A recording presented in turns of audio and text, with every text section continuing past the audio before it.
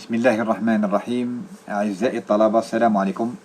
طبعا جيتكم بفيديو جديد إن شاء الله. هذا الفيديو يمثل امتحان شكلي يشبه الامتحان إن شاء الله اللي غادي يجي. طبعا المدة الزمنية تاعو غادي تكون ساعة، هو على شكل تمرينين وجزء يتعلق بالدروس. إذا كما تلاحظون في هذه الصفحة يكون التمرين الأول على شكل أسئلة مباشرة، فيه الخانة الثانية تمثل عدد نقاط لكل سؤال كما هنا السؤال A هو نقطتين، والخانة الثالثة تمثل الزمن اللي يتطلب الطالب باش يحل هذا التمرين. هنا الزمن تاعو هذا التمرين 30 دقيقة. طبعا هو تمرين تشوفوا فيه أسطر تاع متعد، لكن هو تمرين يتطلب شوية تاع وقت. إذا التمرين الثاني هو طويل لكن فيه الأسئلة، وأسئلة ستكون الإجابة تاعها مباشرة، لذلك النقاط شوف هنا 0.5 مقارنة بالتمرين الأول كانت 2. هنايا طبعا الإجابة تكون مباشرة. عنده الوقت تاعها 18 دقيقة، إذا كل سؤال عليه 0.5. والتمرين الثالث هو عبارة عن مجموعة من الأسئلة حول الدروس، يعني تتكون من جزئين. الجزء الأول عليه نقطتين والجزء الثاني عليه 3 نقاط ونصف. الزمن تاع الأول هو 7 دقائق والثاني 5 دقائق. إذا نرجع إلى التمرينات باش نقراها لكم باللغة الفرنسية ثم باللغة العربية. Question A. Donnez la structure électronique du gallium Ga et du tungstène. ما هي الصيغة الإلكترونيك للغاليوم وللتنجستان؟ طبعا هنا يعطيكم في التمرين يعطيكم زد، بمعنى كان امتحان شكلي ما حطيتش زد، لكن يعطيكم في الامتحان زد. B. Décrire les combinaisons permises des nombres quantiques L, M et S lorsque n تساوي 3. ما هي الاحتمالات ل L, M, S إذا كان العدد الكمي الرئيسي n تساوي 3؟ سؤال مباشر عليه 2 نقطتين. C. Donner les nombres quantiques des électrons périphériques de l'azote n est égal à 7. Quel est le nombre quantique des électrons périphériques؟ وهنا périphérique نسيت كلمة célibataire de l'azote n تساوي 7. ما هي الأعداد الكمية الرئيسية للإلكترونات الموجودة، الإلكترونات الحرة الموجودة في المدار الأخير للأزوت n تساوي 7. سؤال D. Classer le gallium, tungstène et l'azote dans le tableau périodique. ضع العناصر Ga, W, N في الجدول الدوري. السؤال E الأخير لهذا التمرين. Donnez le nombre d'électrons, de protons, de neutrons des atomes et ions suivantes: P15, Cl17-, O8-, U92 et AU. طبعا هنا يعطيكم كذلك العدد الكمي يعني A يعطيه لكم باش تقدروا تحلوا التمرين. ما هي الأعداد الإلكترون، ما مجموعة الإلكترونات، مجموعة البروتونات والنيوترونات لهذه العناصر، وهل هي مشعة؟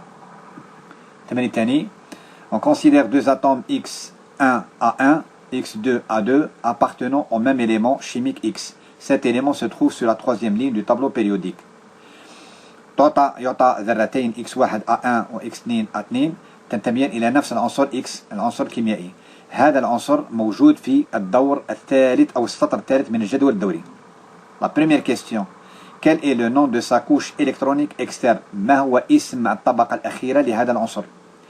À quel nombre quantique correspond cette couche؟ ما هو اسم أو العدد الكمي الرئيسي لهذه الطبقة؟ Quel est le nombre maximal des électrons que peut contenir cette couche؟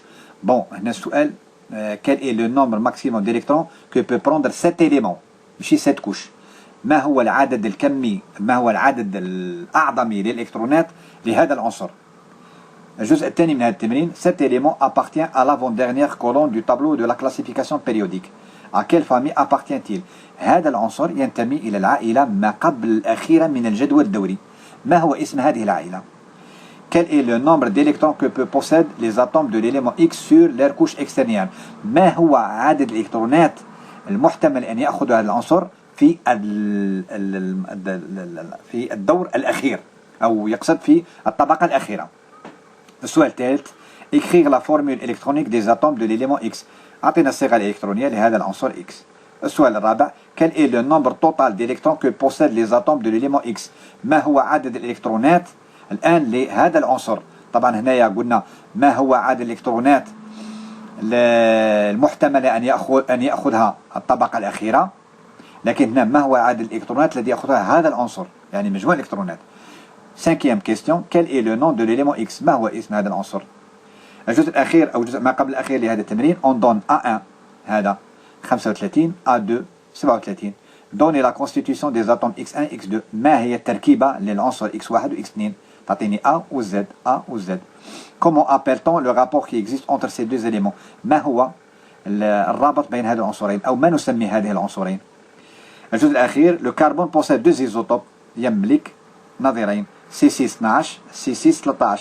لا ماس مولير دو كربون اي 12,012. الكتلة المولية للكربون هي 12.012 جرام بالمول. كالكولي لو بورسنتاج سي دو زيزوتوب. احسب النسب المئوية لهذه العنصرين. الجزء الأخير لهذا الامتحان اللي هي عبارة عن أسئلة حول الدروس. الجزء الأول 2 نقط، يعني عليه نقطتين. Calculer les énergies des 4 niveaux, des 4 premiers niveaux de la série de Balmer en utilisant l'équation de Bohr. Schématiser les différentes transitions.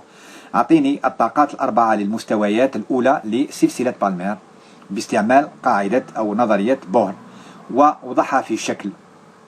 الجزء الأخير. Combien possède le tableau périodique de Bloch؟ كم جزء موجود في الجدول الدوري؟ الجدول الدوري يحمل أجزاء أو ما يسمى ب دي بلوك. شحال كاين من جزء؟ Expliquer en utilisant le modèle de Rutherford l'invisibilité de l'atome. أعطيني شرح دقيق لنظرية ريدرفورد ولماذا لم تؤخذ بعين الاعتبار.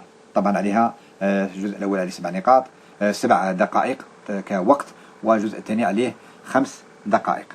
الحل. La solution. Donner la structure électronique du gallium Ga et tungstène W. طبعا هنا قلت لكم يعطيكم الزاد. نديروا قاعدة كليتشوفسكي 1s2 2s2 2p6 3s2 3p6 4s2 3d10 4p1. مجموع الإلكترونات 31. طبعا نأخذ الطبقة الأخيرة نرتبها ونأخذ الطبقة الأخيرة. الطبقة الأخيرة هي 4s2 4p1. 3d10 ماهيش الطبقة الأخيرة لأنها مشبعة، بما أنها بخرجة البي إذا 4s2 4p1 هي الطبقة الأخيرة. تنغستان 74 1s2 2s2 2p6 3s2 3p6 4s2 3d10 4p6 5s2. طبعا ندير هذيك القاعدة تاع كليتشوفسكي قدامي ونبقى نسقط في البادرات نعمر 4d10 5p6 6s2 4f14 5d4. ونرتب الآن. هل آخذ 4f14؟ لا تؤخذ بعين الاعتبار لأنها مشبعة. إذا المدار الأخير غادي يكون 6s2 و 4d4 5d4. هيا لا 6s2 5d4. Décrire les combinaisons permises des nombres quantiques L, M, S lorsque n تساوي 3. إذا ما هي الاحتمالات عندما n تساوي 3 ل L, M, S؟ n تساوي 3 العدد الكمي الرئيسي n تساوي 3. إذا الاحتمالات ل L هي 3. كل ما يكون العدد الكمي الرئيسي يكون عدد L. إذا كانت هنا 4 L غادي يكونوا 4 أعداد. إذا كانت 2 L غادي يكون عدد. إذا L يمثل تحت المدار ويمثل الشكل المدار كيفاش داير. معناتها لو كان ان تساوي مثلا 3 وتحت المدار ندي 0 القيمة الأولى، هذا يمثل شكل مدار اس كروي. ال تساوي 1 يمثل الشكل الكروي بي اكس بي واي بي زد اللي هو على شكل 8. ان تساوي 3 والال تاعها تساوي 2 هي هو الدي. إذا الأشكال تاع الدي كاين 5. إذا ان هو العدد الكمي الرئيسي والال هو تحت المدار ويمثل شكل المدار. إذا الاحتمالات لال هي 3 0 1 2. L تساوي 3 احتمالات. الآم إذا كان احتمال L تساوي 0 فالآم هو عدد الكمي المغناطيسي ويكون محصور بين ناقص L وزائد L ناقص نصف ناقص 0 وزائد 0. إذا هو 0. L تساوي 1 M تساوي ناقص 1 زائد 1 ناقص 1 0 زائد 1.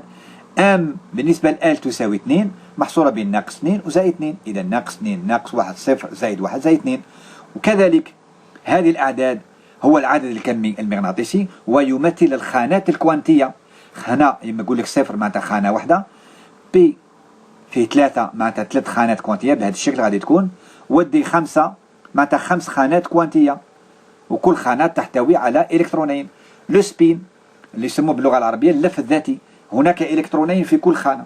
الاحتمال الإلكترون يكون من تحت لفوق زائد نصف، أو احتمال الإلكترون يكون من فوق لتحت ناقص نصف. إذا L تساوي 0 الآم تاعها تساوي 0 واحتمال وجود إلكترونين القيمة تاعهم زائد نصف ناقص نصف. L تساوي 1 M تساوي ناقص 1 0 وزائد 1 وكل خانة تحتوي إلى إلكترونين.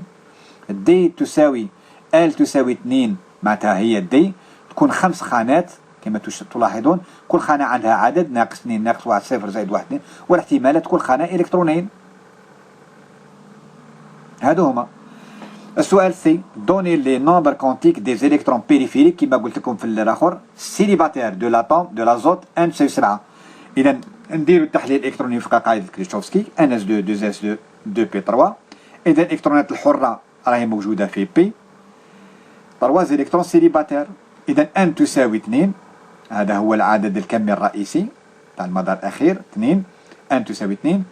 الاحتمال تحت المدار ان تساوي 2 هو زوج، قلنا عدد كمي رئيسي 2 معناتها 2 تحت المدار، لكن انا غادي ندي غير الالكترونات الحره اللي موجوده في البي. اذا البي هو الواحد، هاولا ال تساوي الواحد، وبي فيه 3 خانات 3. اذا ام تساوي ناقص 1 صفر زائد 1. الكترون واحد من تحت الفوق زائد نصف، من تحت الفوق زائد نصف، من تحت الفوق زائد نصف. اذا 3 الكترونات. طبعا غادي تطرحوا لي سؤال تقول لي علاش ما نديرش هذا الالكترون هنايا؟ لا، طبعا غادي نطبق قاعده هوند وقاعده بولي، لابد كل خانه تاخذ الكترون واحد نعمرهم، من بعد كي يكون عندي الكترونات زياده نعاود نرجع للخانه الاولى ونوضع الكترون واحد اخر. اذا كانت 3 الكترونات بهذا الشكل كل خانه تاخذ الكترون. ضع كلاسي جي ان دبليو ان دون تابلو بيريوديك، ضع هذه العناصر في الجدول الدوري. اذا هنا نحتاج الى امرين مهمين، نحتاج الى العدد الكمي الرئيسي للطبقه الاخيره، ونحتاج الى الالكترونات الموجوده في هذا المدار الاخير. اذا هنا شاهدوا 4 اس 2 4 بي 1. اذا العدد الكمي الرئيسي هو 4، معناتها السطر يساوي 4. السطر في الجدول الدوري هو 4. الدور يسموه باللغه العربيه او بيريود باللغه الفرنسيه. مجموع الالكترونات 2 زائد 1 3، نكتبها بالعدد الروماني 3 ونوضع علاش؟ لان هذا العنصر يكمل لي بالاس والبي. اذا في الجدول الدوري عندي العناصر اللي تكمل بالاس، وعندي العناصر اللي تكمل بالاس والبي، وعندي العناصر اللي تكمل بالدي، وعندي العناصر اللي تكمل بالاف. اذا كان عنصر يكمل بالاس او اس والبي نديروا له ا.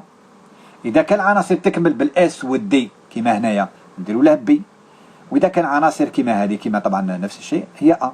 اما الاف طبعا ماهوش مطلوب منكم، هذاك حاجه ان شاء الله تشوفوها في لا سبيسياليتي.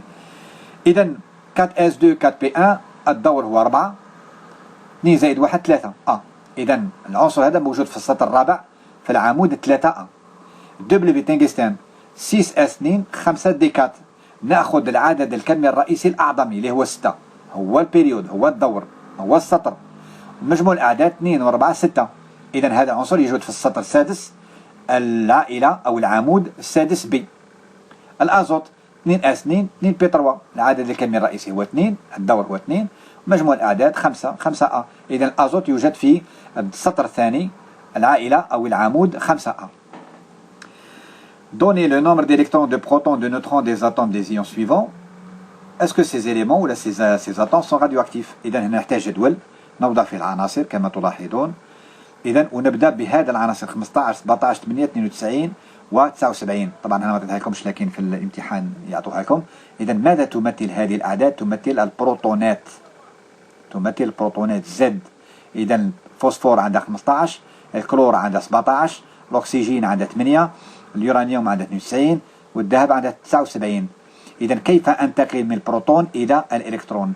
إذا كانت الذرة متماثلة شحنيا معناتها ما فيها الشحنة، فعدد البروتونات يساوي عدد الإلكترونات كما الفوسفور، اليورانيوم، الذهب 15 92 79.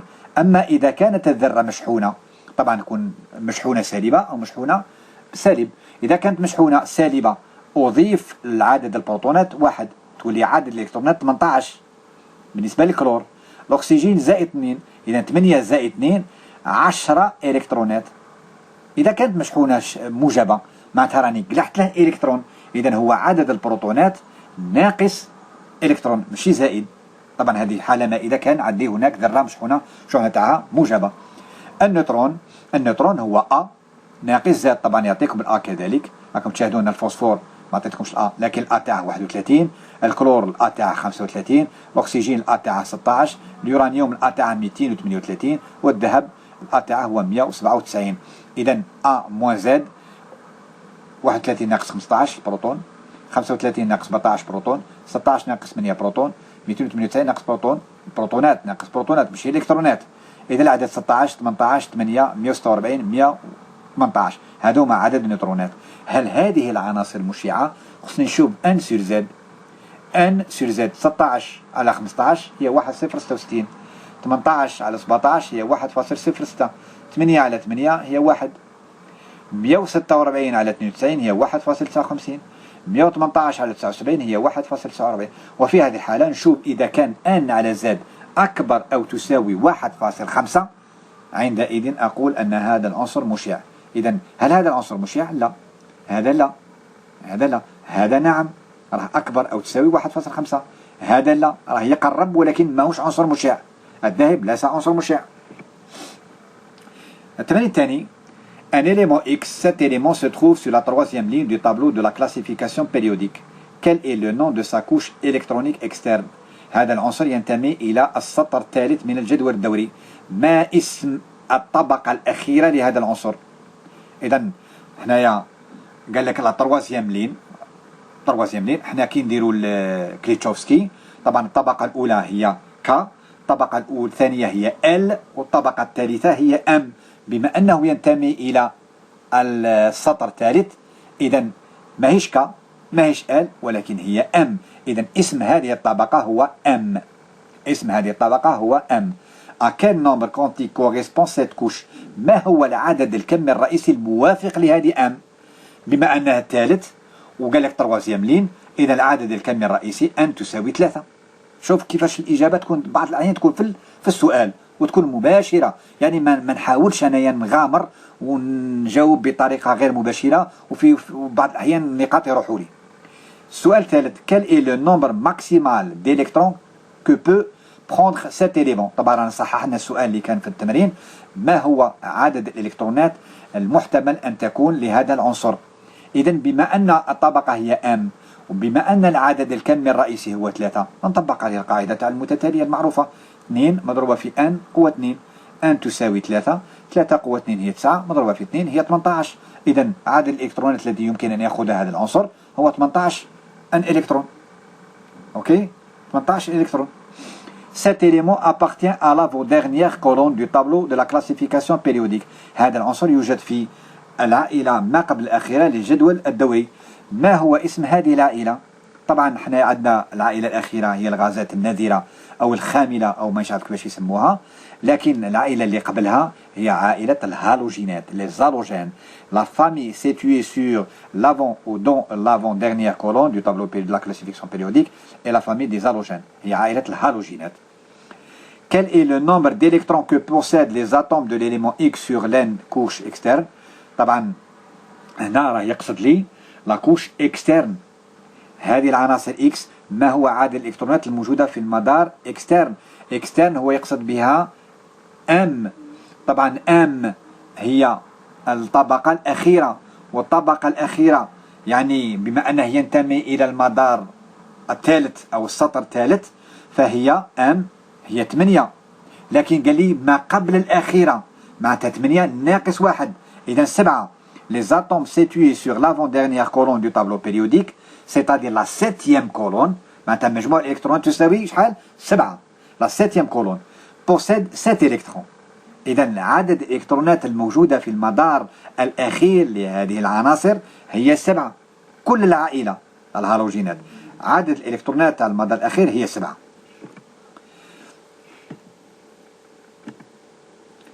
écrire la formule électronique des atomes de l'élément X. طبعا هنايا كما قلت لكم فيها الك والال والام. اذا ك هو الطبقه الاولى تحتوي على الكترونين، ال الطبقه الثانيه تحتوي على 8، والام بما ان 7 اذا غادي ندير لها 7 ك 2 ال 8 ام 2. كيفاش نوزعها؟ 1 اس 2 هاهي لا تشوف فيها هي ك. مدار ثاني 2 اس 2 2 بي 6 8 الكترونات ال 2، والطبقه الثالثه فيها 7 ام 7. Quel est le nombre total d'électrons que possèdent les atomes de l'élément X؟ طبعا احنا قلنا باللي بصفة عامة كيكون 3 n تساوي 3 طبقنا عليها المتتالية لقينا 18، لكن عنصر X هذا ينتمي إلى المجموعة ما قبل الأخيرة. إذا 18 ناقص 1 إذا Z تساوي 17. إذا عدد البروتونات وعدد الإلكترونات تساوي 17. Quel est le nom de l'élément؟ إذا بطريقة مباشرة مجموع الإلكترونات 17 مجموع البروتونات 17. أعطيتها لكم في ما هو العدد أعطينا عدد بروتونات والنيوترونات والإلكترونات.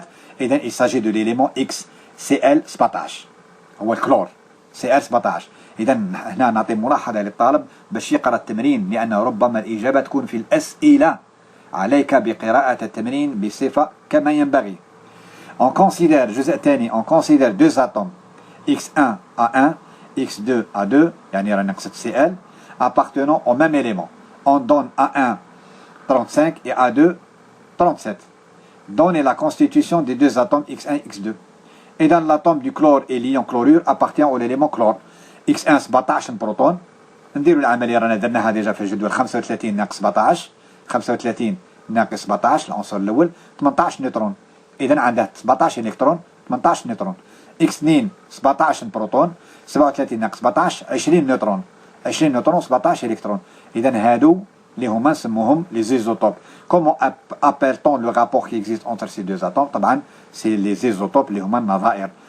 Ces deux atomes ont le même numéro atomique, même nombre de protons, mais un nombre de masses différent, nombre de neutrons différents. Ces deux atomes sont des isotopes.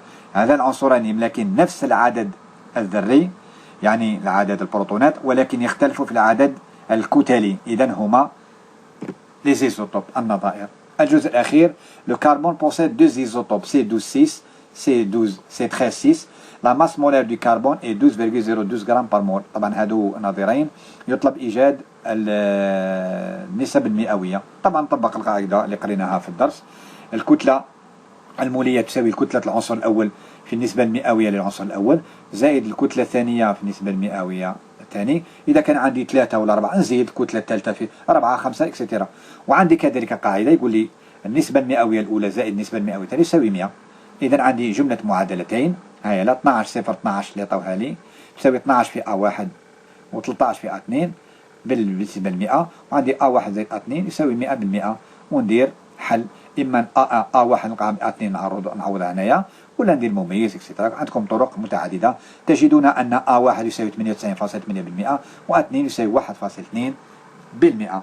إذا هذا التمرين الأول. طبعا الإجابة كما كنتم تلاحظوا هي إجابة مباشرة وتقدروا تلقوا الإجابة في السؤال. إذا الطالب عليه أن يقرأ التمرين يعني كما ينبغي.